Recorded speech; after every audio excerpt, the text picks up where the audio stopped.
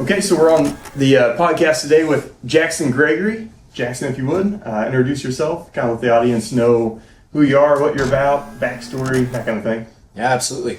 My name is Jackson Gregory. I'm a psychologist and a neuroscientist at Chapman University. My main background is working in brain damage as well as sensory deprivation, and I do a lot of clinical psychology as well. I have a lot of experience in therapy, mental health, and both personal and proximity, and psychology is really my love and what I like to do, and here to talk about that today. What kind of led you down that path of wanting to go more into psychology and kind of make that more of your career? It definitely wasn't what I set out to do in the first place. I really wanted to be a musician growing up.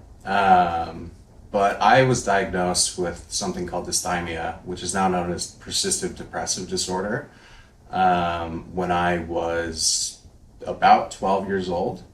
And it's the kind of depression that is a low grade and it doesn't leave or anything like that. So I had a lot of trouble in high school. I had to go and get some help.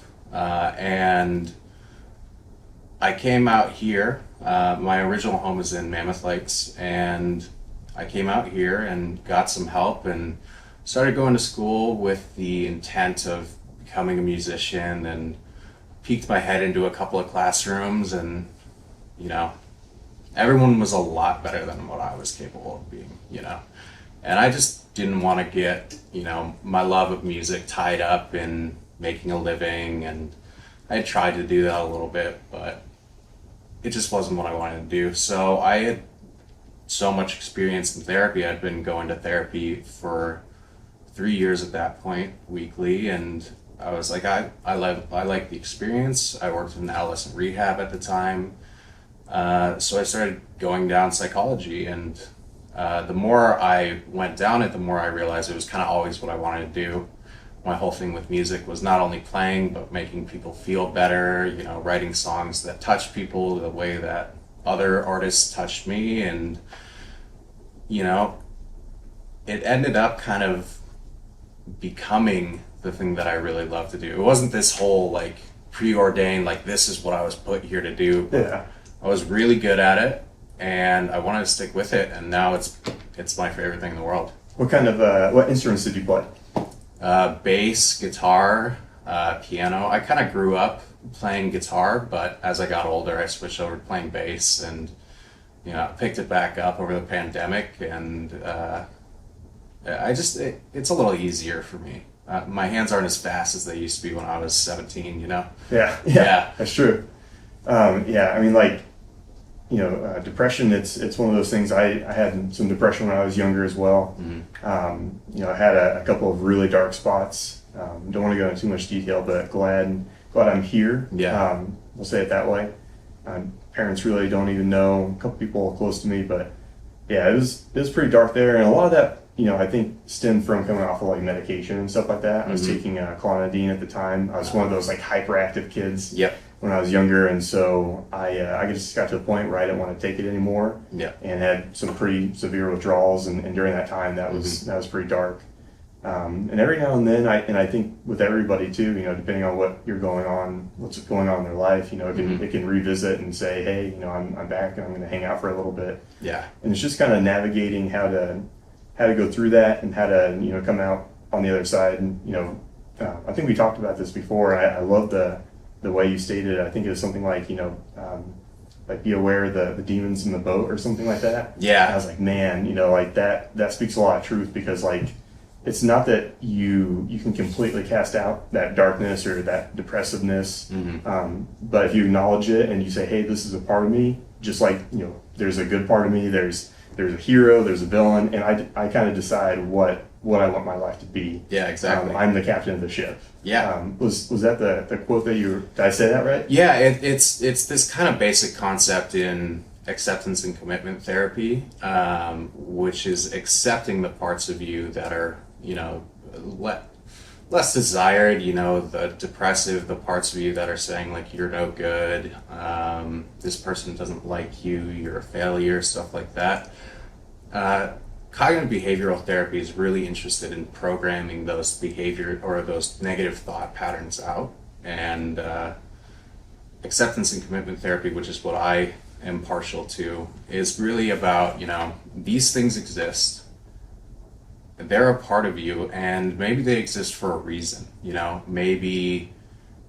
Maybe feeling like you are a failure after failing a test is kind of an appropriate response, because it also tells you, like, I didn't do as much as I wanted to do. I didn't study like I wanted to. I didn't feel like I lived up to what I needed. And it's important to accept that, instead of trying to say, well, no, I'm not, well, you're not a failure for sure, but you did fail, you know?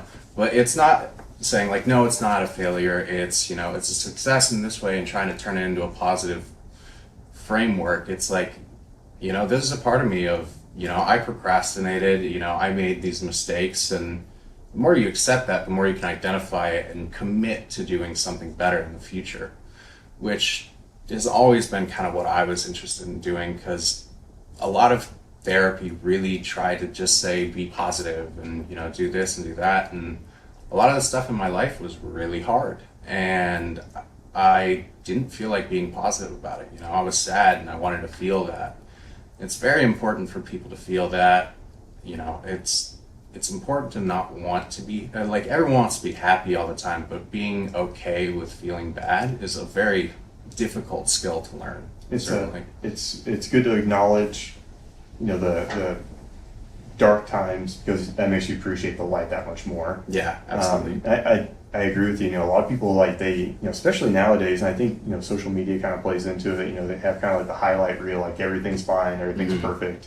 And I think that, on top of just life in general already being hard, really makes it, that much harder to say, like, there are times when I'm not doing as good, and both, being able to share that openly with people and also, like, accept it on your own, I think is a big challenge. Yeah. You said, there's a couple different types of therapy, and I remember when we talked about this, I was like, I didn't know there's, multiple types. So what are some different types of therapy that people can seek if they want it, or just to kind of be aware that there is multiple genres of it? Yeah, so there's a ton of different kinds of therapy, and, for people who really had a bad experience with therapy, I've been through a ton of therapists. I've done trials on many medications that didn't work for me. I had depression and I still do. It's something that doesn't leave you. It's just something you become more cognizant of, and, build the right toolkit to when things pop up and you're like, okay, I recognize that I'm feeling depressed right now, I should do this instead.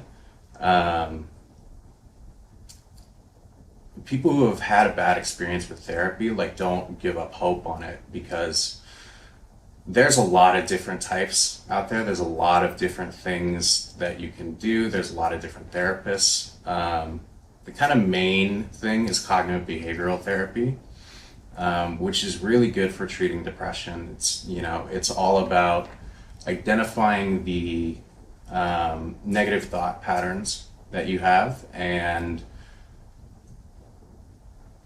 not necessarily trying to get rid of them, but instead replacing, you have a negative thought pattern comes up, and instead of having a negative behavior associated with it, changing the behavior around it. And eventually you get to a point where you're not having those negative thoughts anymore. But it's a constant maintenance routine. You really have to work at it and try really hard, and that's not for everyone. And that's really useful for severe cases. Okay. For sure. Another thing is just talk therapy, humanistic therapy, which is just your general. It was created by Carl Rogers, who his main tenets were unconditional positive regard, like a lot of empathy, and just kind of being that sounding board. And if someone comes in and says, I feel terrible, like, I don't feel like I'm a good person, you're like, well, I think you're a good person, and these are the things why. A lot of people just need someone to talk to. That's true. That's very true. It is, I think a lot of people, they think of therapy as just like laying back on the couch and absolutely. Is so and so in the room, or like, is this the thoughts that you're having, that kind of thing. And that's not what you're talking about right now. This is what you're talking about is completely different. And for the most part, for the majority of people, they have a better response from that. Yeah. So if someone wanted to seek that out, they said, hey, this has been a very hard 12, 18, 20 plus months. Yeah. Or maybe just life in general, not even with the pandemic and everything going on. Where do they even start? Is it as simple as calling a specialist or a hospital or an outpatient kind of therapy, or where do they even start? Well, it depends. Definitely, when you start, you want to figure out, because therapy can be pricey, and the kind of problem with it is that it's not covered by insurance very well. But there are a lot of free clinics out there. Universities have free clinics, at least some of them. And if you're going to school counselors, check your health insurance benefits at work. There might be some sort of therapy afforded there. But really, it starts with doing, a Google search or talking to your friends. A lot more people go to therapy than you think. So really just trying to find the right person. It's going to take a lot of time, but don't give up on it if you don't find what you're looking for immediately. But it's out there. You just have to search for it. You have to put a little bit, of work into it. And if you can't find it, ask for help from one of your friends. I'm sure everyone has at least one friend who goes to therapy who can recommend a good therapist. And if you go to a therapist and they're not what you're looking for, be honest with them. Don't go to someone who, for an extended period of time, who you don't vibe with and, sit there and feel some sort of obligation to keep being there. Therapists are there to make you feel better. And if you're not feeling a lot better, they can recommend someone else who has a different style, who comes from a different specialty, is more suited to what you're feeling. So if someone's kind of gone through this process, they've had one or two meetings, how many people should they kind of go and see? Or is it like they go to the first person, they try meeting with them, a handful of times, and they're like, I feel pretty good about this. At that point, should they stay with that person, or should they say, you know what, I'm just going to go to 4 different people, one each week, and then whichever one I feel best with? Or how do they know, or should they quote unquote shop around to see, who works best with them? And if they have a couple, should they kind of go back and forth? Should they have one kind of? Yeah, it all depends. First of all, that can get pretty pricey, but you'll know pretty quickly if you are vibing with a therapist. If they're bringing some stuff out of you that you don't normally talk about, if you're feeling loved and appreciated and you're feeling safe there, then that's definitely someone to stick with, at least for 4 or 5 sessions to really feel it out. Okay. But there's no hard and fast rule on it. It's very personal, and whatever works for you is what works best for you. There's no right way to do anything. But just make sure it is the thing that works best for you. You'll be able to feel it. Just have a good vibe with them. Yeah, absolutely. It's a relationship. It's a therapeutic relationship. You need to be able to be open and honest and not feel judged. And you also need to have someone there who can validate your feelings, and someone who kind of can just be your friend, but can still talk a little hard to you and be like, listen, like that was, therapists not all therapists do this, but that wasn't necessarily a cool thing to say to your mom. They can give you the hard truth. Yeah, exactly. Sometimes they tell you what you need to hear, if you're behaving inappropriately, or if you have some bad behavior patterns, they're going to point it out. But the good ones say, no, this is what we can do about that, or what do you want to do about that? It's a bad therapeutic relationship if they're just pointing out the negative things in you and moving on. So it sounds like have a good connection with them, make sure their experience, and maybe we'll kind of come back to that, how to kind of vet them.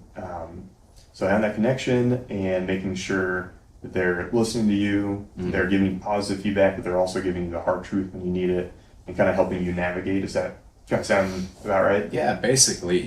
It's if you do it enough, and I'm not saying necessarily like go around and just have a bunch of different therapeutic relationships and see which one is really, until you figure out what you want. You might just find one person and you're okay with it, but you'll know what you need when you get in there. You'll find that one person. It's like finding a good significant other. It's like they complete this other part of me. They make me feel validated and everything like that. You not obviously, like, you don't fall in love with your therapist, but you feel like a close friendship almost. It's a professional relationship, but that you can trust someone. And really just listen to your gut on it. It's the same way that you would find a good friend, basically. That makes a lot of sense. Having trust, feeling.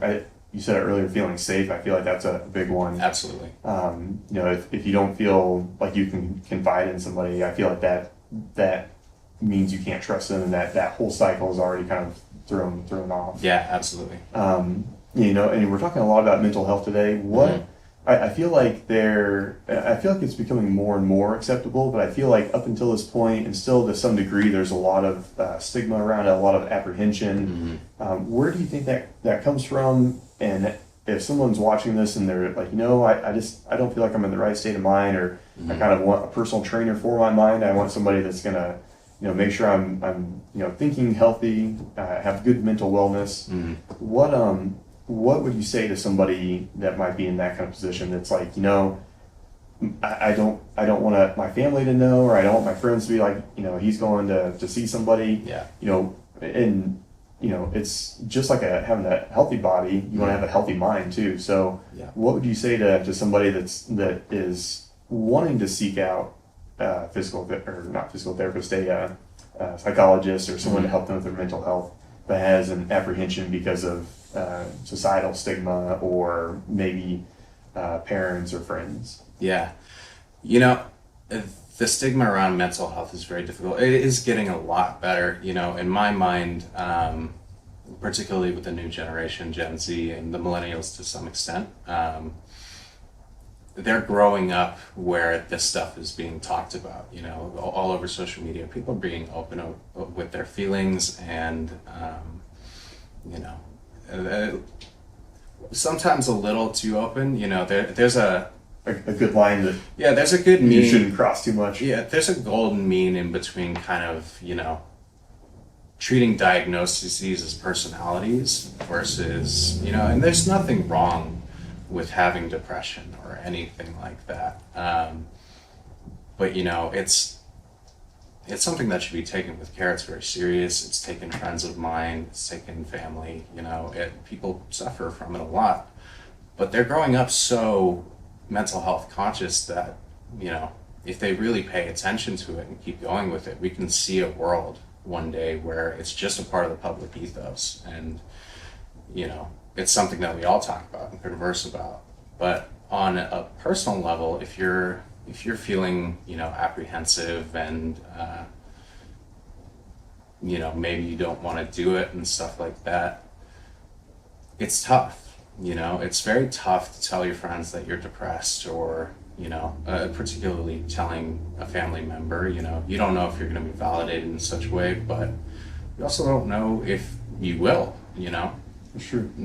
Just as much as there's a possibility that you might be totally outright rejected, there's a possibility where, you tell your dad, you tell your mom, and they just hug you and say, we want to do whatever it takes, to make you feel better. And, if that doesn't happen, then,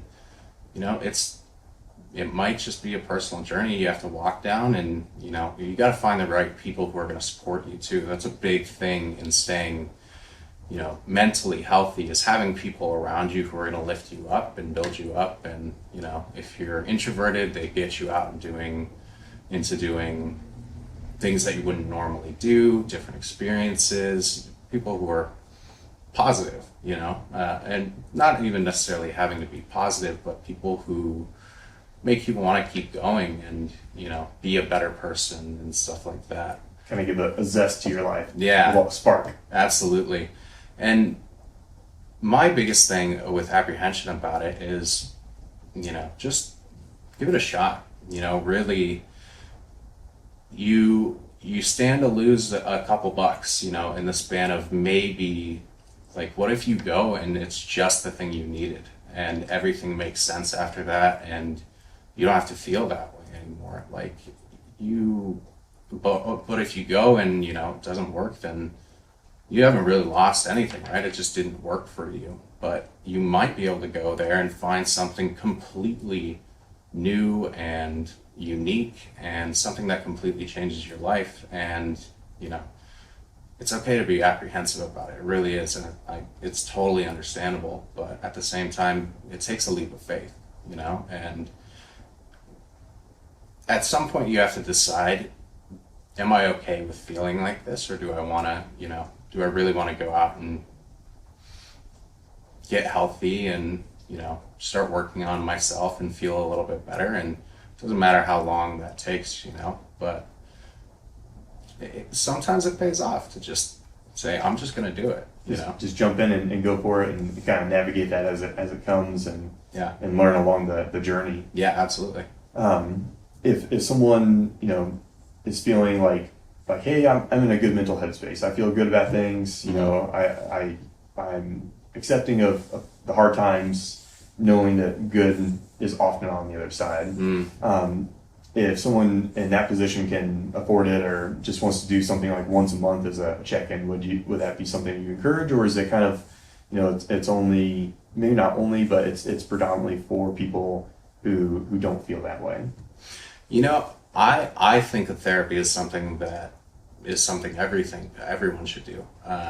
No matter what your headspace, you could be the happiest person in the world, and a hard time, life knocks everyone down. There's going to be a point in time where you lose someone, or you get your heart broken, or you're just not feeling that good, and you want to, you build a house so that it's prepared for earthquakes. You build a house so it's prepared for storms and everything like that. It can weather it. Yeah, exactly. And you want to make sure that you have the right toolkit going into if you ever have a crisis scenario, you know who to call, how to identify your feelings. There's no one who's 100% mentally healthy, especially today, and there never has been, this idea of normal and, that there's people out there that really, that are just fine all the time. No one is, and it's totally okay. But,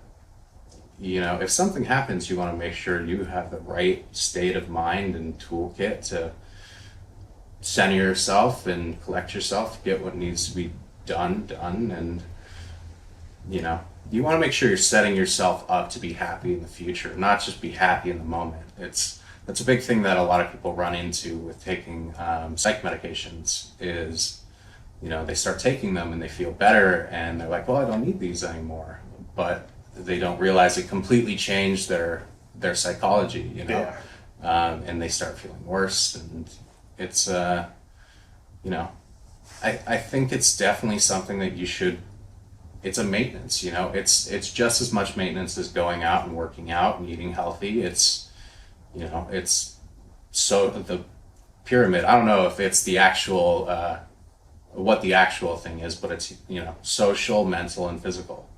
You kind of have to have everything balanced or else it's going to fall over, Yeah. I hadn't thought of it that way, of like, even if someone, is in a relatively good headspace, that like, there are going to be times when that storm comes, and even if that house looks good, on a nice sunny day, like, can it weather the storm? Yeah. Does it? I like the analogy of how the tools, it's one thing that, it's good on a sunny day, maybe it can weather the storm, but like, can it do the repair that it needs? So kind of like a preventative maintenance, and then also, having a plan in action for when that rainy day does come. Yeah. Because that's such a good point, unfortunately, like, loved ones are going to pass away, there can be sudden accidents. and that can completely change someone's course. Yeah. And so already having that in place just makes maybe not easier, but it makes it easier to navigate and kind of find a place that you can have a good center with, that you can settle with. Yeah. And it's in part too, it's about expanding the toolbox, right? Like everyone has their set, things that they do when they go into not a depressive episode, but if they're feeling sad or down, or they have a heartbreak, some people will, like myself, would like to sit around and kind of soak in it for a little bit and feel the feelings and have a good cry on the couch watching some cheesy rom-com, but in some scenarios it's like that can be harmful, like if you're really, really hurting, then you need some other approach. Like you need to go out, get outside, or you need to talk to someone about it, or you need to do a personal inventory.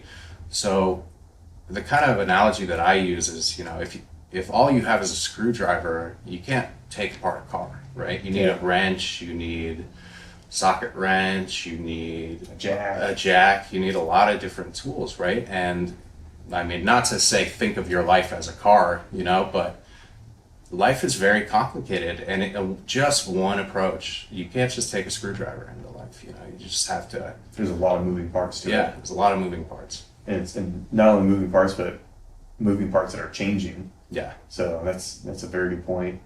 I feel like, the past 12, 18 months have been really hard for everybody.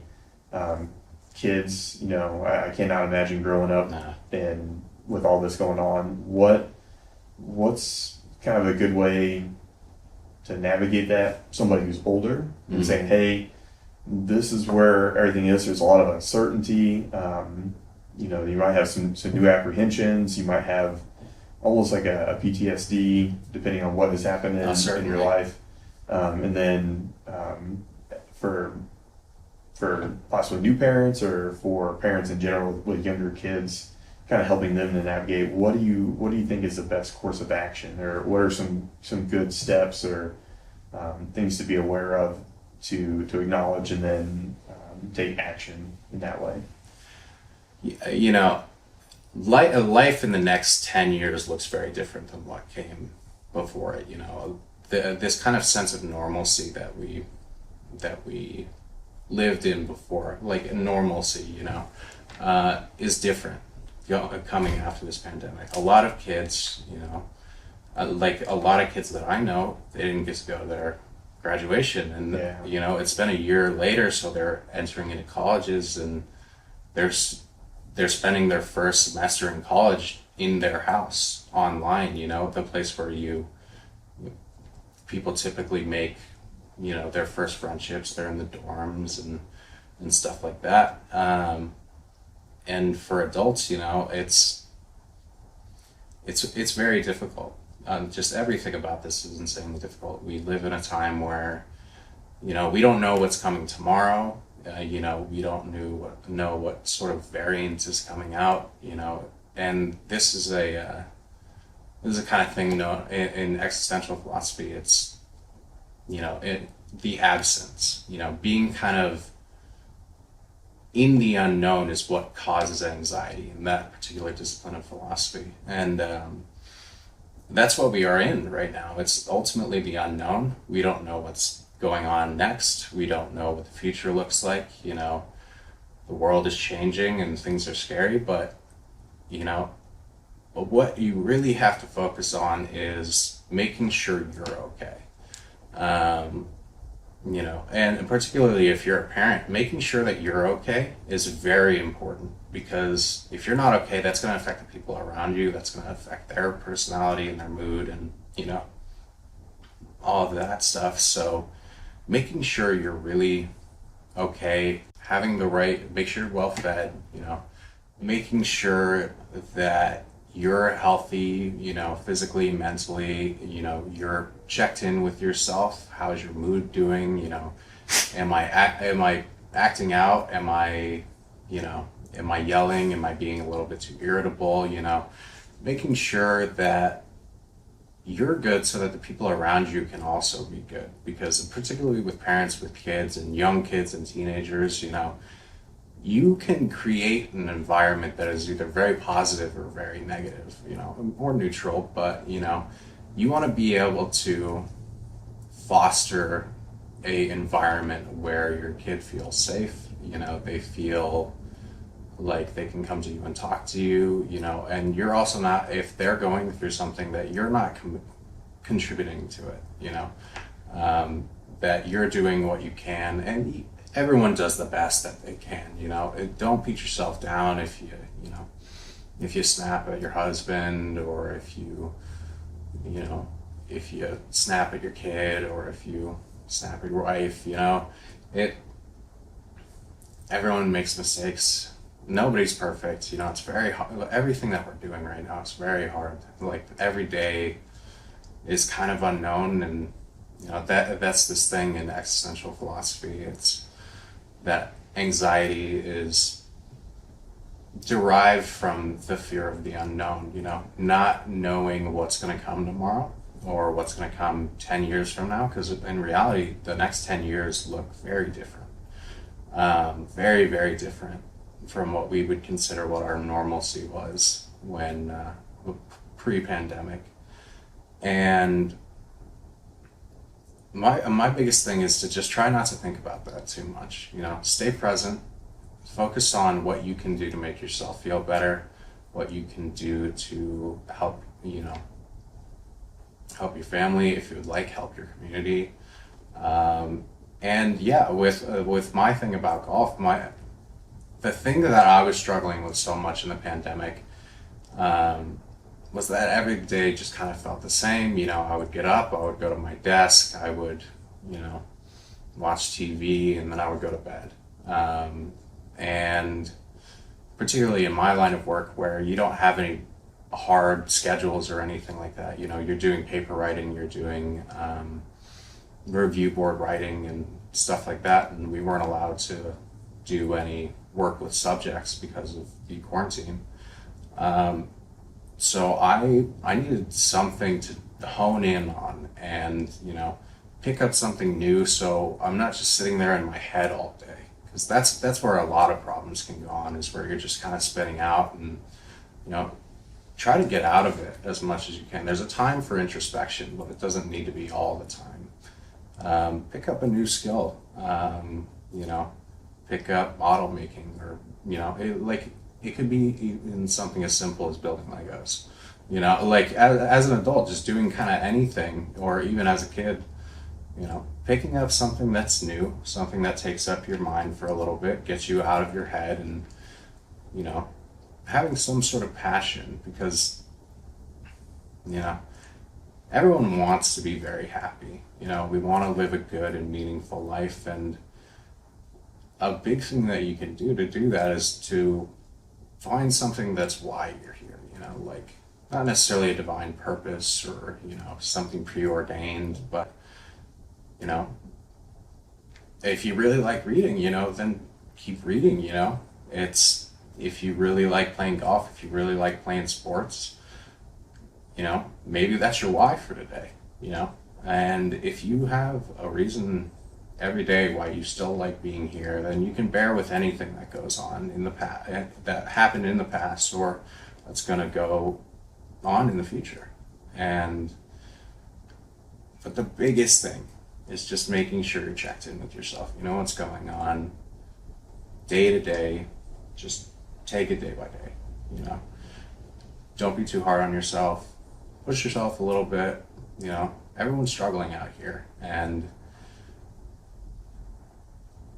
it's just really important to stay checked in with yourself, and it helps the people around you as well. What kind of checks should we be looking for? Like, you know, is it, you know, I haven't felt like myself. I've been sad for, you know, 5 days in a row, or like I just have no patience. I get real angry real quick.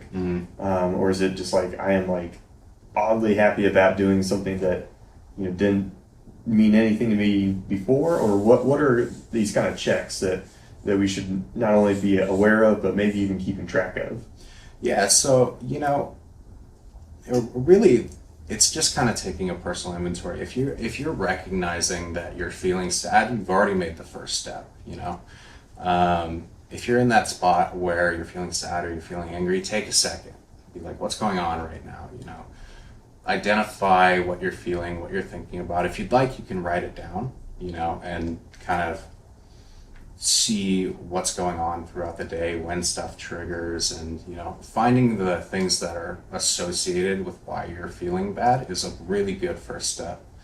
And then, you know, introspect a little bit and say, like, well, you know, my boss yelled at me today because my internet was bad over the Zoom call, so now I'm feeling sad. Well, is that really, you know, is that my fault, you know?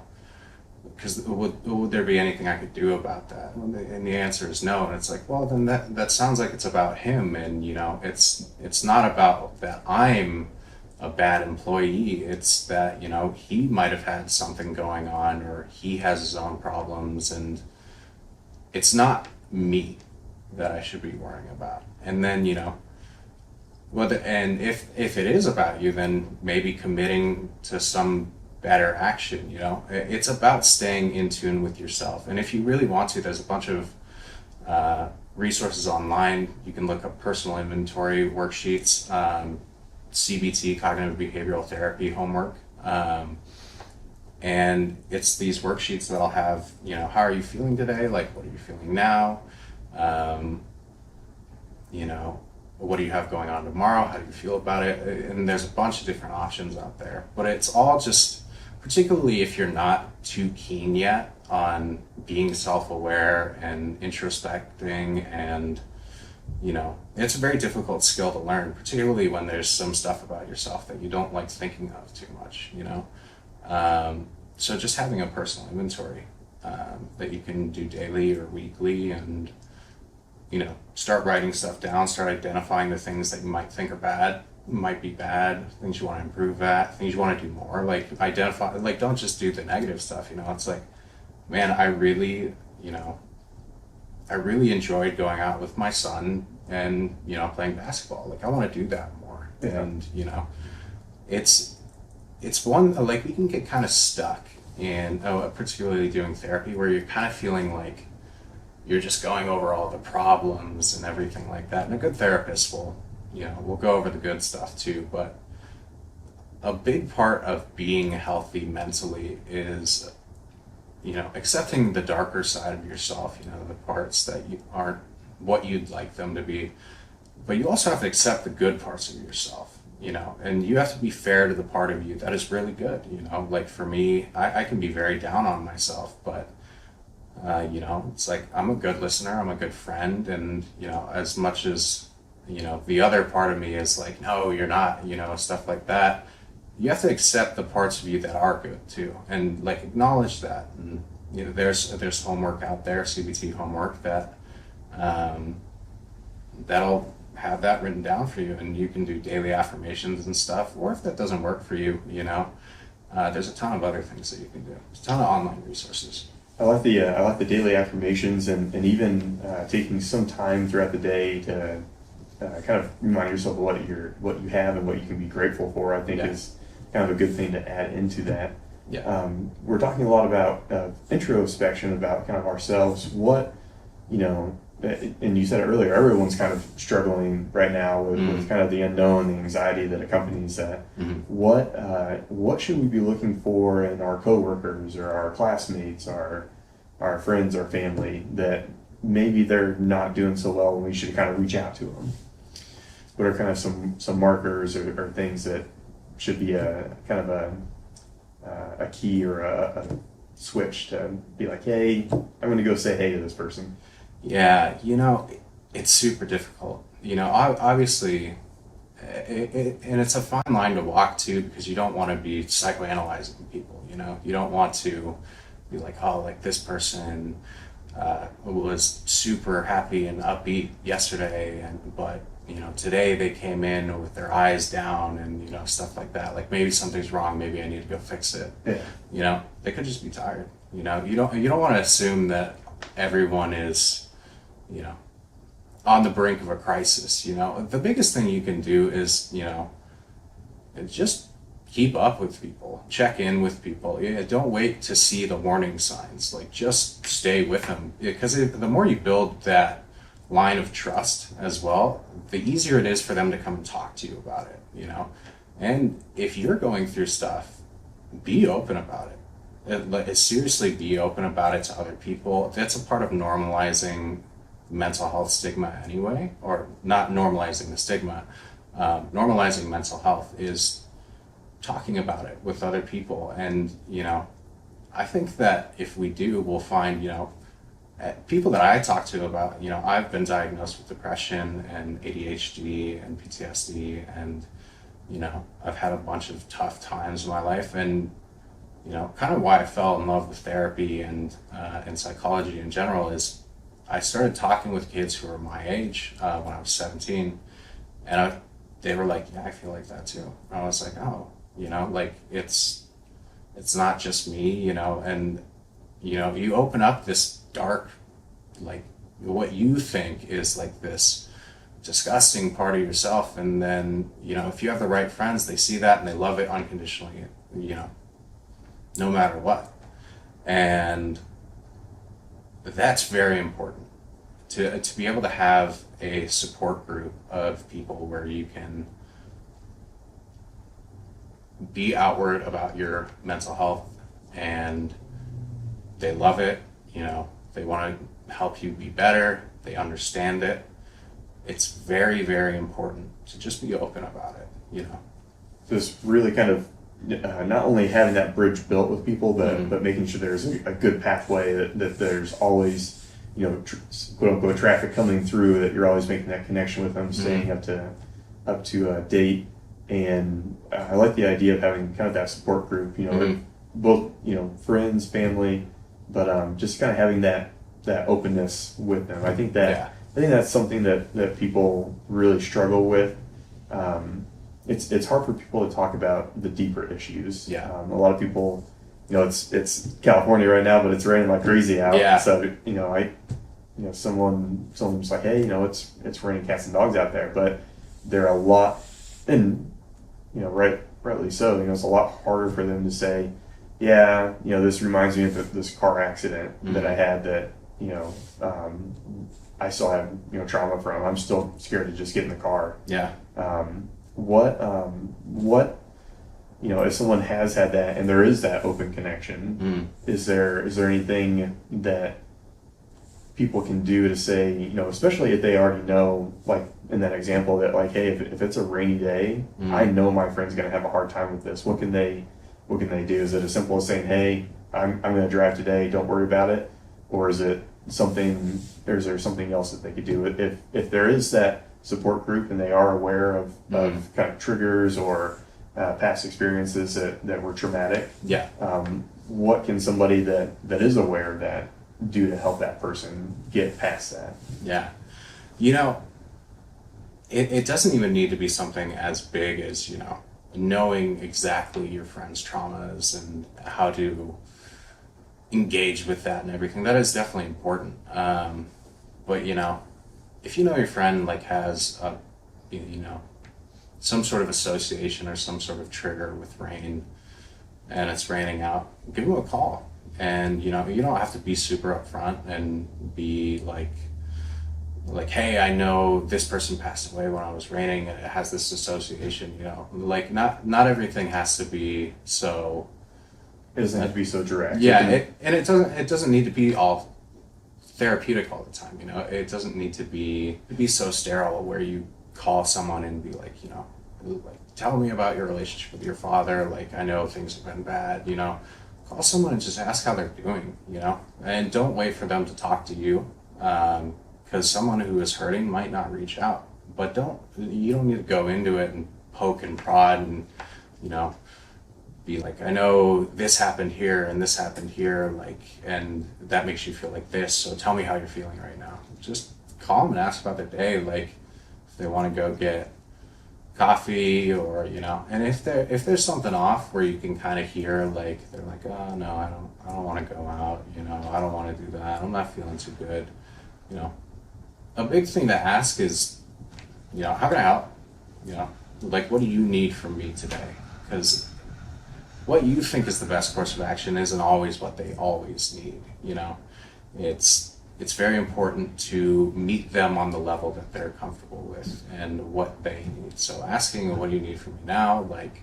And you might get the response that's like, oh, I don't know. And it's like, well, what would you think about, me coming over, we do a couple of movies, or, what would you think about just talking to me right now and, having a conversation, tell me about, what you want to do, like, how are you feeling today? Did you watch any good movies? Just have some sort of conversation, some sort of connection with them. Really, the best way to be there for someone is just to be there in any capacity that you can be, and being in tune with what they need, but also asking what they need. Like, and no one, you should never be expected to be a mind reader when it comes to your friends. Like, don't suspect that if they don't say anything, that everything's okay, but also don't expect when they don't say everything that nothing is okay. Ask what they need. Be there for them. It's just a very simple approach of, be good to people, and they'll open up to you if something is going on. People want to talk about their problems. They want to feel validated. They want to feel loved and connected with other people. So give it time and just be a good friend and speak openly and honestly and with love, and that's all you really need to do.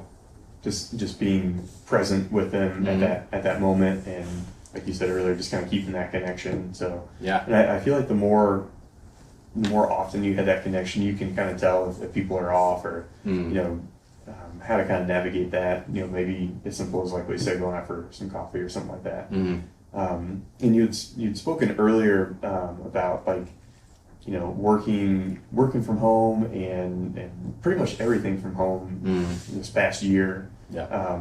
Some people are kind of going back. Some people are still in that place. What are some good habits or good ways to kind of navigate that scenario? Because it's one that we really haven't experienced almost ever in human history. Yeah. Maybe a couple of people that, they've just had that as part of their jobs from day one, or maybe they decided that they want to be a blogger or something like that. So yeah, they've kind of made it, but there's a lot of people who are just kind of thrusted into it and didn't know how to deal with it then, and might not know how to deal with it at this point too. They're still kind of trying, like, it just doesn't feel right. Yeah. It was difficult for me. Like I said, I'm ADHD. I'm very ADHD. And for me, everything is associations. I play a lot of video games, so the place where I played video games also became where I do a lot of work. And my bed turned into a place where from when I just slept there, into a place where I also started watching TV and movies and stuff like that. And all of the wires just got crossed.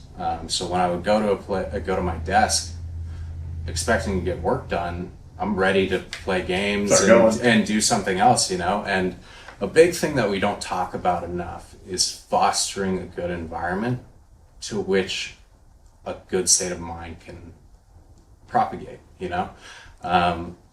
having a clean house, making sure all of your associations are, making sure you're aware of your associations. First of all, if you go into the living room and that's where you're set up to do your work and everything like that, it can be difficult because that also might be where you watch TV, if at all possible. And it's very difficult, particularly with kids these days, because at least a lot of the kids that I grew up with and a lot of the kids that I've talked to through doing my work in psychology, a lot of them study on their beds and they do their homework on their beds, and that can screw with sleeping a lot. You want to make sure that your bedroom, the only thing that happens in there is sleep. And the entire bedroom, or just the bed? Well, just the bed. If you have your desk next to it, then that's your own place as well, where that's where work happens. And then the bed is where sleep happens. Because when you get into bed, if you find that all you do is sleep in bed, you'll fall asleep fairly quickly. You know, your mind is going to go into the state that it normally is in when it's in bed. It's like, okay, it's sleep time. It's not do homework time. It's not stay up for another 2 hours watching TV time, you know? If at all possible,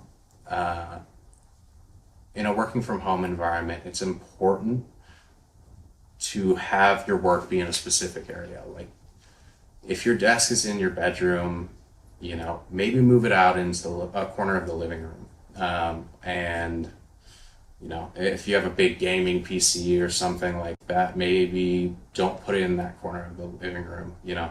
Make sure it's a laptop, it's got your books there, it's, you know, it's got your spreadsheets or whatever, and all you do is you sit down and work there. And then the rest of your house is, you know, left to leaving work in that area, you know, because that's the thing that you miss in an office is, particularly that I missed, is I would go to work at, you know, 8 o'clock and I would leave at 5 and that's it. And that's it. You know, I left work at work. It didn't need to come home with me. Sure, I answered emails, but I don't have to take my writing home with me. I don't have to do all of that at home. And another important thing about that is treat it like you're going to work. So get up in the morning, you know, take a shower, wash your hair, you know, shave, do whatever you need to do that you would normally do if you were going into the office the next day. Put on the work clothes, Yeah. the shoes, and everything. Put on, I mean, you might, if you wear a suit every day, you don't need to put on the suit, right? But, you know, put on shoes, put on a pair of jeans, you know, you wear something comfortable, but don't wake up in the sweatpants and the PJs that you just slept in and Casual Fridays. yeah, and then go to work, you know, like get yourself in a state of mind by changing, you know, your clothes and having a routine that starts engaging your brain. Like the process for doing good work and having good productivity starts well before you actually sit down at the computer, you know. And it's the same thing with everything else, you know. Associations are very important. If you are in a certain area and you are having certain feelings, be mindful of that and notice, well, like what you're doing, what's going on, like what's my environment, and pay super close attention to that. Because if you can identify everything, you can kind of turn your life into this kind of, not necessarily micromanaged, but optimized area where, you know, Kind of each individual sector yeah, going on. and your brain is used to the states that they are in that. So when you enter this area, it is used to that state. It will more easily activate into that focused brain state. If you go to your bedroom and you sleep in your bed, it's more relaxed, you know. Because when you cross all those wires, you start ending up in places, and your brain is ready to do something completely different. Yeah. And it can take hours or it might not happen at all. Like with me, it sometimes just doesn't happen. I'm like, well, I'm not getting any work done today. Yeah. You know? It gets really challenging. Yeah. So if someone's like, oh crap, that's me. Like, Yeah. I play games in bed. I watch TV in bed. Yeah. I'm on my phone in bed. You know, because it's so comfortable. I'm just like, I'm just like, I've never been able to work from home. I'm going to do everything from the bed. That sounds great. You know, people like to have breakfast in bed and stuff like that. Yeah. Should they go cold turkey and just be like, hey, I heard Jackson say this on the podcast. I need to just draw a hard line in the sand. No more of that. And they just go right into it cold turkey? Or should it be like, hey, I've had 6, 12, maybe even more months where I've kind of had this unhealthy pattern going on. Should I do 5 different things in bed, and should it just be like, okay, I think the biggest one is watching TV. I'll keep reading in bed. I'll be on my phone, but I won't be on it for more than a half hour. And they kind of do a controlled, you know, tolerance removal, so they don't have like severe withdrawals. Or should it be like, hey, we want this habit kicking as soon as possible, cold turkey, we start now? Yeah, you know, it's totally up to your comfortability level. Like anything in mental health is what works best for you. Whatever makes you feel like you're feeling better, you're working the way that you want to work, you're living the way that you want to live. That's what you should do. But, you know, I would say an important thing to do is to keep associations at least similar. You know, if reading is super relaxing for you and you do that in bed, you can totally keep that in bed, you know. But if you are scrolling through social media on your bed and you are getting more anxious. Yeah, getting more anxious, you're stimulating your brain as opposed to relaxing it. Like, you can at least start separating out the things that are stimulating from the place that you're supposed to be relaxing. So you can kind of have your main association, like bed is relaxation, it's sleep, it's comfortability. So as long as it's kind of within that realm, you can kind of have more than just sleep in there. Yeah. Work could be like, you know, I'm gonna go, I don't know, whatever would be stimulating to that person's, like maybe it's an older person, they like to read the newspaper. It's like, hey, you know, like this gets me drived up. I like reading the sports section. So could they read the newspaper at the desk and then go into work? Would that be an okay association, or is that? It's at least within the same brain state, right? It's at least an excitatory response as opposed to, you know, a relaxing response. Like, because it can be hard to just separate first. You know, if you have so many associations in one area, at least separating out the excitatory responses versus the relaxing responses is super important. So if you have places that turn on your brain, you know, if reading the newspaper really just, you know, it gets you going. It jogs you. Yeah, like it sets you up for the rest of your day. You don't want to do that in bed, you know, because it's gonna cross over into when you're trying to go to sleep. So do that at your desk, or do that at a table, or, you know, someplace where that's when it's awake time. And that's where it's focus time and stuff like that. That does get complicated when it turns into, you know, like, but that's also where I do, you know, my work. And the thing you have to be careful of there is, if you do so much of the newspaper reading in a place where you also do work, you're not going to want to keep doing work there. You're going to sit down, your brain's going to want to read the newspaper. But it's difficult to really optimize your life like that. It's hard, and it's, you know, mental health isn't easy. Like, it's really something you have to work on. So just take the small steps and first start with separating out your excitatory, you know, behaviors with your relaxing behaviors, and you'll see, like, even with, I try to keep my my bed just for sleep. If I get into bed and I'm not tired, like I'm not falling asleep, I'll get out of bed and I'll go sit somewhere else and, you know, wait for a response until I'm sort of getting that inkling of, like, I want to go to sleep, and then I go back to bed.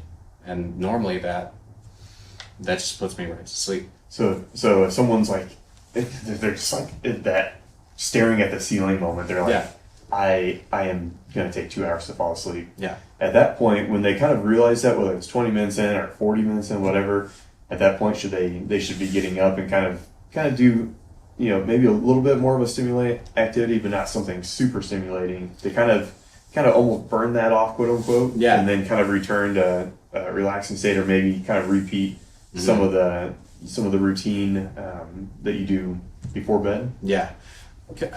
And it's not necessarily like you're laying in bed, the only thing that's wrong is your associations are off. Like, you could have had a cup of coffee that, you know, at 8 o'clock. Too late in the day. Yeah. Or, you know, you just got a text that really, you know, it was good news and it excited you or something like that.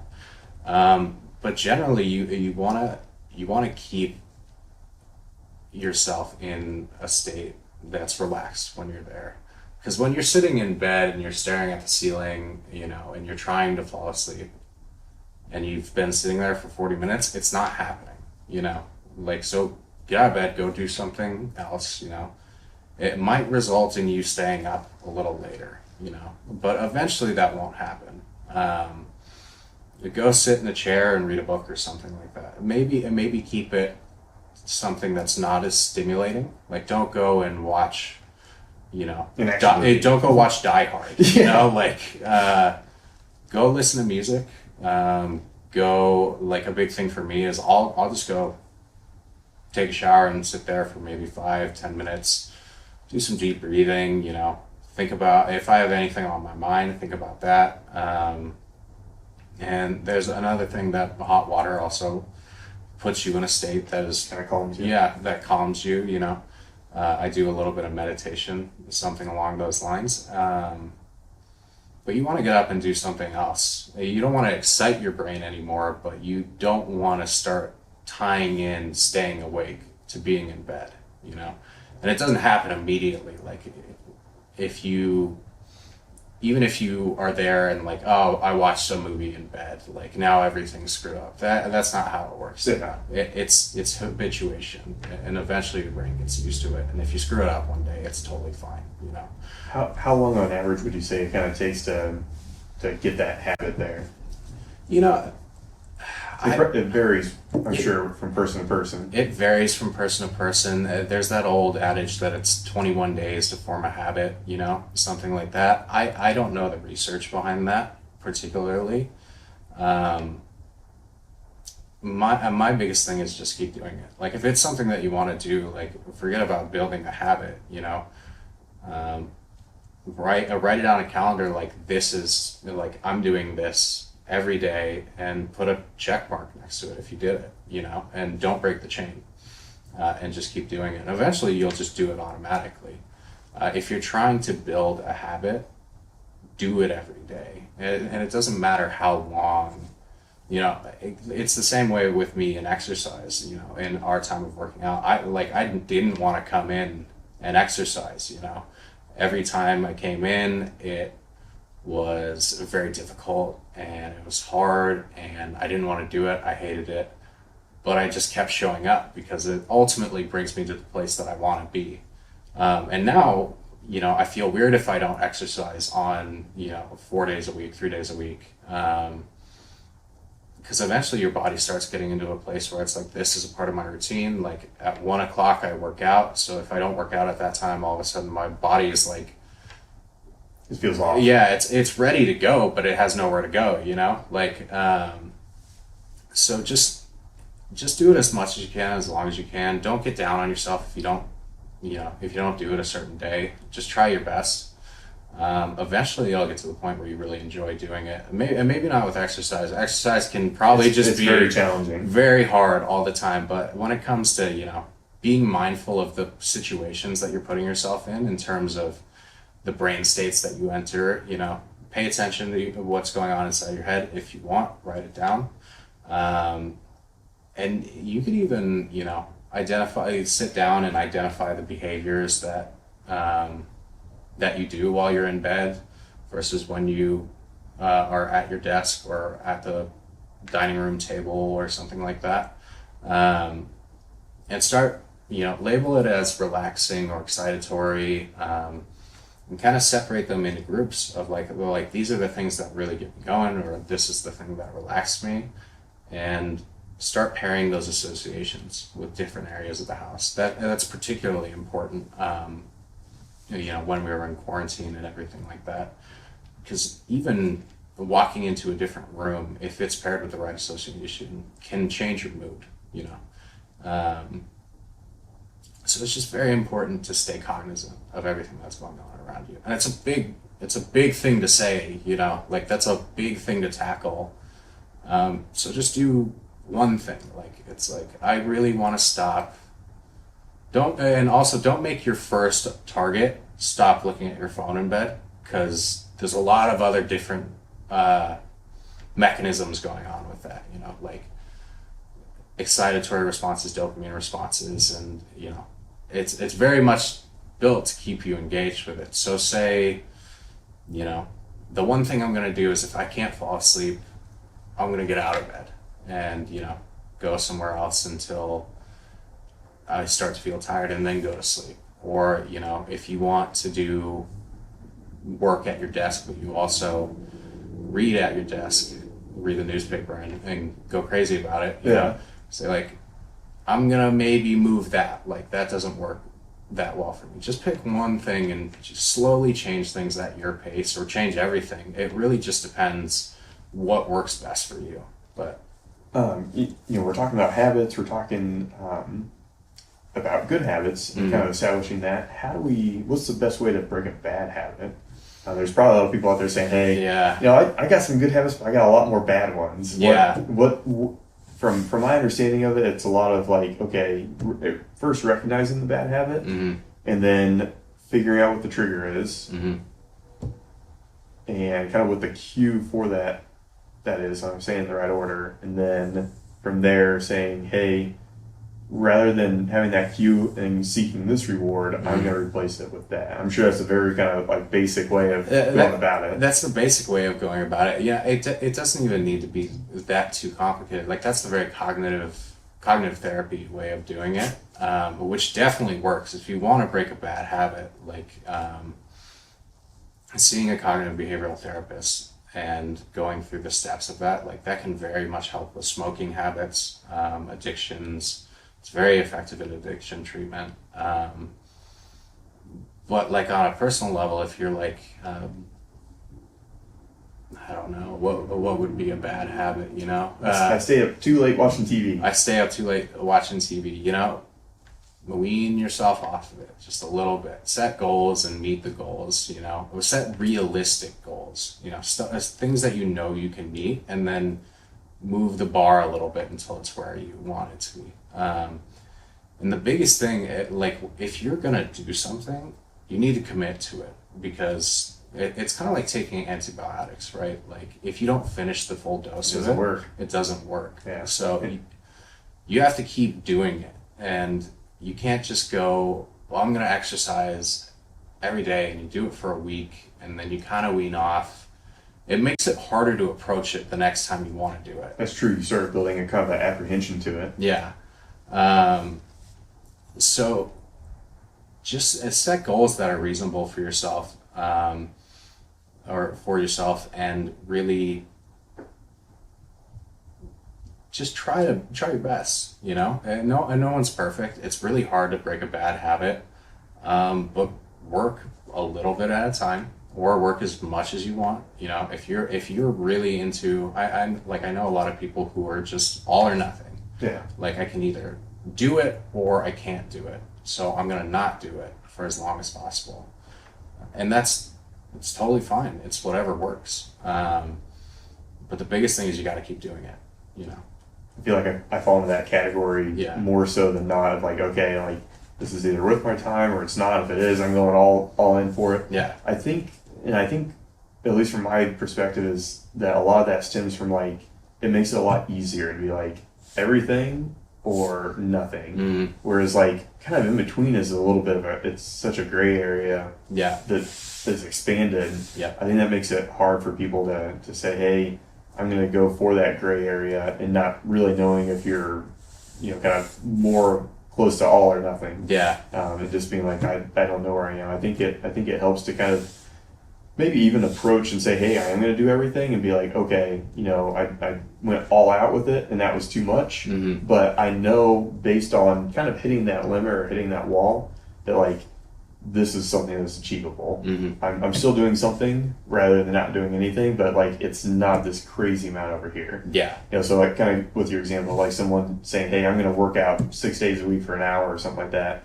Maybe they try that first week and it's like, you know, the first 3 days weren't too bad, but the last 3 were just a bunch of hell. You know, I think I can do 3 days, and kind of having that realization of where those boundaries are. I feel like that helps people to kind of find where that center is. Yeah. It gives a little bit more of a orientation. Absolutely. You know, speaking of that kind of stuff, like we're coming into the new year, and you know, some of the statistics I've seen is like 95% of people by June, essentially 6 months in, their New Year's resolution is out the window. Yeah. What can people do, kind of in addition to what you've talked about of like establishing good habits, but continue it to be a lifestyle? You know, some things that I'll throw in there prior is having some kind of accountability, whether it's a friend or a family, a coach, a therapist. Yeah. I feel like that's one of them. Are there any other facets that people will be like, hey, I'm going to really try and implement this I think you kind of already touched base on it a little bit of like having a realistic goal. Yeah. You know, I think a lot of people are like, hey, I'm going to lose 80 pounds of weight this year. I'm gonna, you know, I've been an alcoholic my whole life. This is the year. January 1st, I'm done. You know, what are some ways that people can continue that good habit and make it a lifestyle, and make a resolution, a revolution? Yeah. Yeah. I mean, my biggest thing is don't make a New Year's resolution. Don't make one. Okay. Every day you can have a new resolution. You know, like every day you can approach the next day with trying to be a better person than you were the day before. You know, because when you set yourself up for a New Year's resolution that's supposed to last an entire year, that's a big task to take on, and you're almost setting yourself up for failure. You're putting that at such a pedestal that like, and you're not used to it, I think is the other thing. Yeah. You're putting something so high that it's pretty much out of reach is what is happening. Yeah. So, like, in that respect, you know, make it an obtainable goal. Like, don't make your New Year's resolution, I'm going to work out every day. Say, like, my goal by the end of the year is to fit into a large t-shirt, you know. My goal at the end of the year is to have, you know, only smoke one cigarette a day, or, you know, it's a different thing with addiction and alcoholism for sure, but you know, or make it something as simple of like, you know, I'm gonna call my mom once a week, you know, like something really obtainable. Because the thing about setting goals too is achieving them helps you achieve your goals later down the line. You know, you get that response of like, I just did it, you know, like that felt really good. It'll make you want to keep doing it. If you set up unobtainable goals for yourself and you keep coming short of them, you're not going to feel good about making more goals. You're going to want to give up and say like, I'm not good at this, you know, like, so set stuff that you can obtain, and don't do a year resolution if you know you're not going to be able to keep with it. Make it a month, make it a week, you know, make it a day-to-day thing, you know, like really setting a goal and don't break the chain and keep marking stuff off. Because the biggest thing is not getting, like, don't set yourself in a situation where you're gonna be down on yourself for no reason, you know, like, it's okay to just try your best and, you know, you want to get there, but everyone's gonna fail sometimes, and that's okay. But at least you set a goal that was obtainable. And it's something that you can pick up the next day and be like, well, you know, I can just go to the gym again. Yeah. You know, it doesn't matter that I didn't go today, you know, because my only goal is to fit in a size large by the end of the year. And there's a lot of ways to achieve that, you know, and there's a lot of time to achieve that. And, you know, if you get to the end of the year and you didn't do it, it's like, well, maybe I made some progress, you know, maybe I did something good, or if not, I had fun along the way, or, you know, if it totally sucked, then it's like, well, I'm not going to do that again. Like, I'm going to find something else that really helps me get that goal done, you know, like I did it wrong and that didn't work for me. So identify that and choose something different. But at the end of the day, like, try to stay away from the big New Year's goal. Yeah, you know, like if you're 230 and you want to get down to, you know, 110. Yeah. You know, that's going to be a really big goal, and it's going to be very difficult, and you're going to feel really bad if you don't reach it. Like, you know, shoot for something within 20 pounds, you know, or make it a goal of, I'm just not going to have as much carbs, or I'm not going to have as much sugar, or I'm going to cut out soda, or, you know, I'm going to cut out this kind of bread that I really like, you know. It's important to just keep it small and obtainable.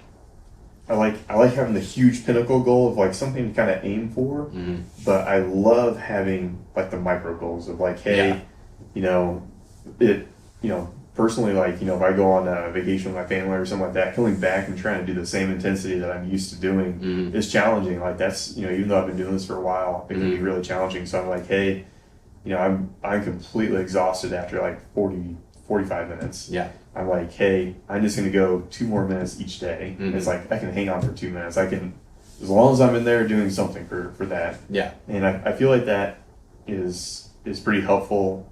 Because I think it's good to have like a big goal to kind of reach and strive for and be like, hey, this is it. But having a lot of little goals, micro goals along the way that you can be like, hey, today was a victory. The war's still going on, but like today is a victory, and I'm gonna try and win tomorrow, or maybe even do a little bit more. Yeah, and identifying the little successes too. Like some days, like, you know, I'm happy that I just got out of bed in the morning. You know, like, because I could have very much just laid, like, I felt so bad where I could have just laid down and let the day pass by, you know. But I got up and I made food for myself and I got to eat, you know. I did something productive. Like, you have to give yourself a little bit of credit, you know. Like, everyone is so hard on themselves, and like, understandably, you know, we're very harsh critics of ourselves, and we need to really recognize that we're all just trying our best to live a happy, meaningful, healthy life. And it's okay to come short a little bit, but you have to recognize the things that you're also doing well, you know. And if it's just getting out of bed in the morning, then you did that. And that's something to be proud of, because not everyone can do that every day. You know, it's very difficult. Yeah. So goals, little successes every day, really just setting yourself up for some sort of happiness. Like, don't set yourself up for failure by going big or getting harsh on yourself or anything like that, you know. What would you say, just kind of as a general statement to people coming into this new year, how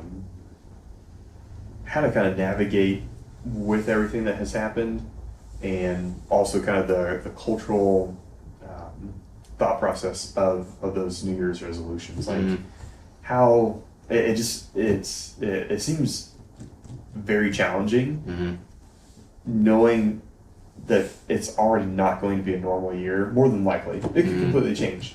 But what do you think is a good mindset to have? You know, I feel like you've already touched on it. You know, really, you know, kind of concentrate on interpersonal goals, on you know, having kind of healthy outlets, checking in with people. What would you say as just kind of a general statement of coming into a new year with acknowledging what has happened recently? Take it day by day. You know, honestly, that's the best that you can do.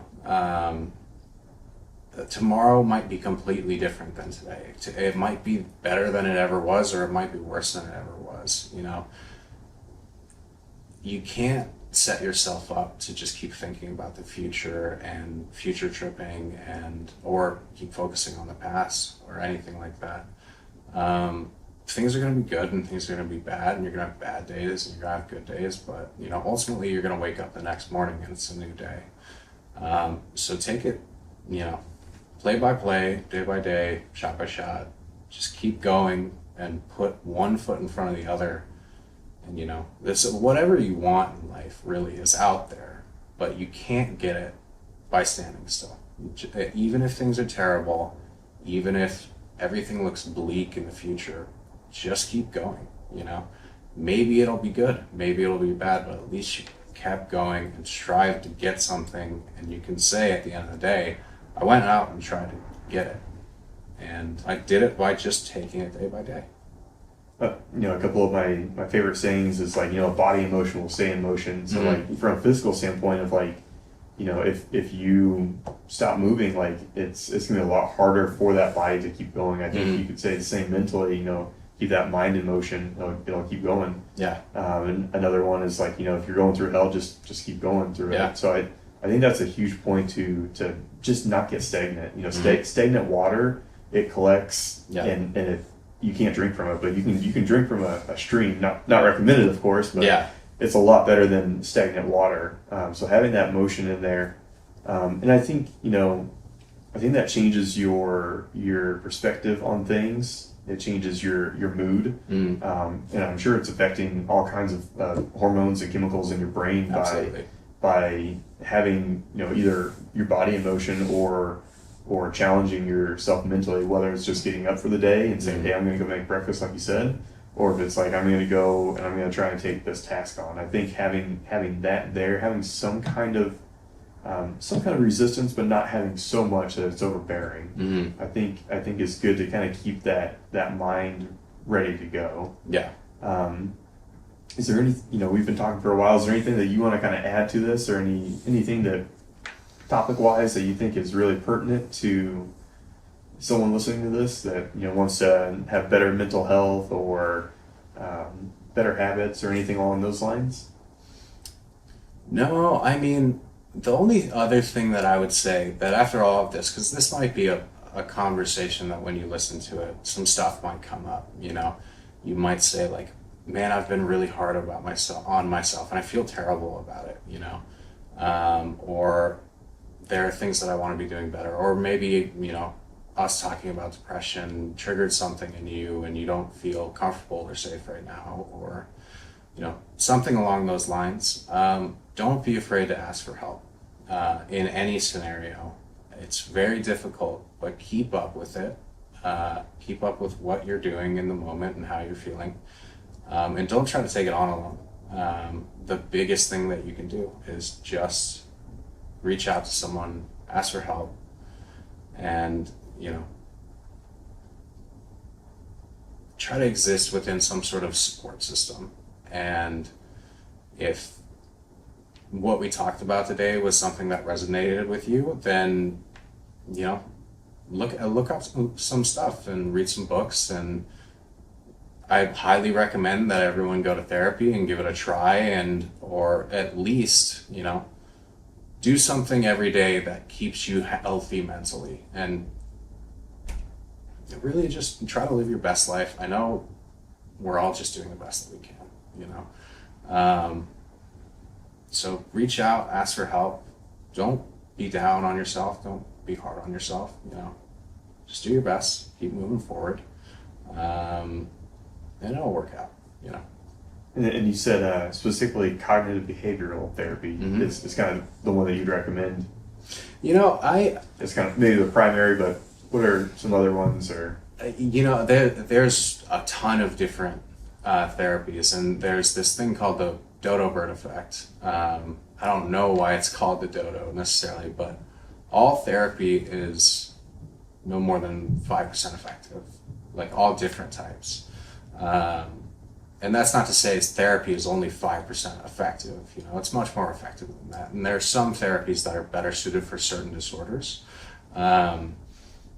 But really, therapy is like scotch. It's, what's the best kind of scotch? Well, it's the scotch you like to drink. Yeah. There's psychoanalysis, there's cognitive behavioral therapy, there's humanistic therapy, there's behaviorist therapy, there's tons of different disciplines. And just because you tried this one cognitive behavioral therapist doesn't mean that this other cognitive behavioral therapist is also going to act like that and treat you in this specific way. And if you don't get cognitive therapy at all, like I didn't, it never really worked for me. I had to go into existential humanistic therapy and acceptance and commitment therapy, which is a cognitive behavioral therapy, but it's really finding your right fit. Look around. A big thing that you can do is start identifying the things in yourself that you would like to change, and look up, cognitive behavioral therapy types and see if there's anything that really sticks out to you as something that you think it would help. Look up psychoanalysis. Psychoanalysis is very good at dealing with past traumas, abuse and family of origin and stuff like that. Humanistic therapy is a very important toolkit for all therapists to have, is to just be open and loving and caring of their human to people. Of their clients, and find what works for you. Are there quizzes people could take of like, this is the type of therapy that would work best for that person, or is it something that I'm sure there is, but be wary of it. Be wary of quizzes in general. There's a reason why, it takes a lot of schooling to do therapy. You know, there's a reason why it takes a lot of schooling to be able to diagnose, and even more schooling, like med school, to be able to prescribe medications. And quizzes online, like, you know, if you're answering to questions and it says you might have depression, or this might work for you, or this might work for you, don't take that as gospel. You know, those quizzes very rarely are accurate, but it might be a sign that, you know, it's something you want to look into. And I would give a few Google searches, maybe find a helpline that can direct you towards therapists that are in your insurance program. And, you know, it's important to not Dr. Google it. You know, it's very important to not just put everything out onto the internet and diagnose yourself and self-medicate and do all of that, because you can end up really, you know, harming yourself. There's a reason why there's professionals in the field, and it's not just to get money out of people. It's because they know what they're doing. Yeah, we went to school and did nothing but this. You know, I will go to my doctoral program and I will do nothing but study different types of therapies, learn how to work with clients, and I will do that for 5 years. You know, and some quiz, even if it's created by if it's created by UCLA, you know, and it's a clinically proven thing for diagnosing, don't take it as gospel. You know, go and fish around and, you know, get second opinions, and really take care to find the care that works best for you. You know, and like I was saying earlier, like, what's the best scotch? It's the scotch you like to drink. It's, even if a quiz says that psychoanalysis is going to be the best thing for you because you had past traumas with your father, or, you know, stuff like that, a lot of people really don't like psychoanalysis. It's very rough. It's very hard to do. It's the Freudian method of sitting back on the chair and, you know, how does that make you feel, and that kind of stereotypical stuff that you would see in films, and that's very hard therapy. And sometimes you don't need that. You know, like, you might have past traumas that can be completely solved by talk therapy or processing, or you know, art therapy or music therapy. There's a ton of different avenues out there that you can go down. Don't set yourself up to commit yourself to one thing, and because some website told you to do it, and be like, this is the thing that's supposed to work for me. It didn't work for me. What do I do now? You know, but definitely educate yourself on the different types of therapies. You know, see what's out there, see what might work, and, you know, give offices a call, see if the therapist will give you a consult, and if they'll have a conversation with you on what they like to do. And most therapists will do it, you know, and, you know, really try to find the thing that works best for you, because you know, ultimately it's expensive. You want to make sure it's worth your time, and you want to make sure you're getting the care that you need, because this is your brain that you're working with here. It's the most important thing about you, is staying healthy and happy during the day. You want to take that with care and give it the respect that it deserves. You know. Is there anything else you want to kind of add to the podcast? Anything that you think would be noteworthy for people to kind of to hear, or something that might kind of drive some questions up in themselves? Or no, you know, really just if you're uncomfortable in life right now, talk to someone. Maybe talk to your friends, talk to your family. You know, call hospitals, call, you know, if you really need it. Call therapists, and, you know, ask, is there something that I can do to make this better? You know, if you're uncomfortable, don't sit in it. Try your best to make it better. It's you could find something that's completely life-changing that you had no idea existed, and all it took was just like a simple phone call or a simple session or something. And just try to go out and do it. You know, don't live an unhealthy and unhappy life if you don't have to. There are a bunch of steps out there. There are a ton of people out there who love you and want to help and want nothing more than to see you live and flourish and live a meaningful life, you know? So ask for help, definitely, and see what's out there. Find what's best for you, and just take the step forward. You never know what you might find. You know, one of the podcasts is about fitness, nutrition, improving your quality of life. But I always end it with saying, you know, having hope. What would you give as your 2 cents of having hope, creating hope, anything along those lines? You know, it's difficult for me to say, because sometimes hope can be sort of hard to feel when everything around you is so scary. Like, particularly in the pandemic, it's like I held hope for a long time that, you know, things are going to be better in 2021, and then, you know, it wasn't. It's a different story. Yeah, you know, and hope is great for keeping you going. You know, like, have a dream out there that you want to obtain. Have a perspective that things are going to get better, because if you don't, then you're not going to want to do anything. But don't hope for things. Go out and obtain it. Make the steps. Take the action. Take the actions. Put one foot in front of the other. You know, like, in physical health, in mental health, in social health, you're dealing with what makes you happy, what makes you feel good. And it's unavoidable that we feel bad at some points in our life, but we definitely have some sort of a choice to go out there and make a difference within ourselves. So hope, but make the steps to go into that next action and to live a healthier and happier life. I like it. Yeah. I like it. Well, Jackson, I appreciate you coming on the podcast and sharing your experience and insight and words of wisdom. If anybody wants to reach out to you or, you know, check out any of these sources, where's a good place to go for that? If you would like to see any of the research that I do or any of the work we do at Chapman University, you can look for the Chapman Brain Institute.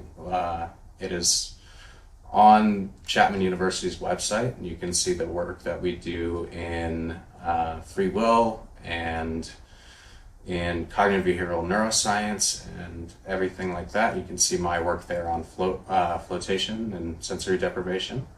And you can also reach out to me. I'm sure you can put my contact information somewhere on there. I can do that.